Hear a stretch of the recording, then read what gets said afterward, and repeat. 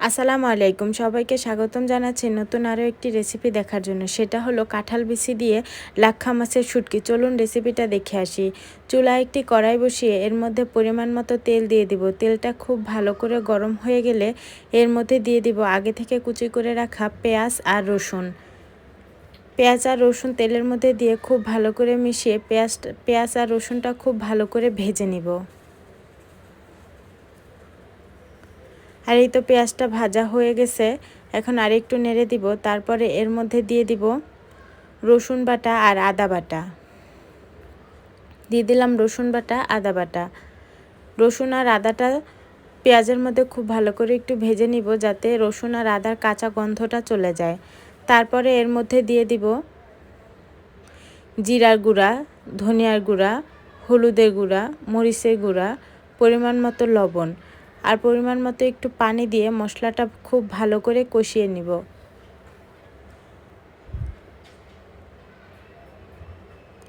মশলাটা বেশ কিছুক্ষণ কষিয়ে নিয়েছি, দেখতেই পাচ্ছেন উপর থেকে তেল ছেড়ে দিয়েছে, তাও আবার একটু নেড়ে চেড়ে দিলাম। এখন এর মধ্যে আগে থেকে ধুয়ে রাখা লাক্ষা মাছের শুটকিগুলো দিয়ে দিব। এখন মশলার সাথে খুব ভালো করে মিশিয়ে নিব। মিশিয়ে বেশ কিছুক্ষণ শুটকিগুলো কষিয়ে নিব।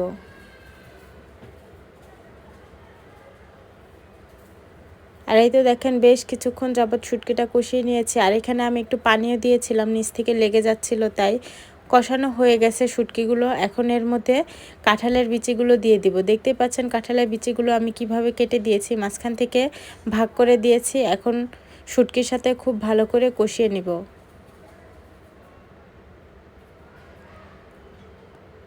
আর এই তো শুটকিগুলো কষানো হয়ে গেছে, এখন এর মধ্যে পরিমাণ মতো পানি দিয়ে দিব। পানি দিয়ে অপেক্ষা করব বলক আসা পর্যন্ত। বলক আসলে বেশ কিছুক্ষণ রান্না করে নিব। আর এই তো শুটকিতে বলক চলে এসেছে, এখন বেশ কিছুক্ষণ রান্না করে নিব। কাঁঠাল বিচি দিয়ে শুটকিটা কিন্তু ভীষণ মজা হয় খেতে। আর এই তো দেখেন শুটকিটা রান্না করা হয়ে গেছে, এখন একটু নেড়ে চেড়ে নামিয়ে ফেলবো। আর এই তো শুটকির কালারটা একটু দেখেন কতটা সুন্দর হয়েছে। এখন একটা বাটিতে পরিবেশন করে নিব। আর এই তো একটা বাটিতে নিয়ে নিয়েছি, কেমন হয়েছে জানাবেন। ভালো লাগলে অবশ্যই লাইক, কমেন্ট, শেয়ার করে আমার পাশে থাকবেন। আশা করি আজকের রেসিপিটিও ভালো লেগেছে।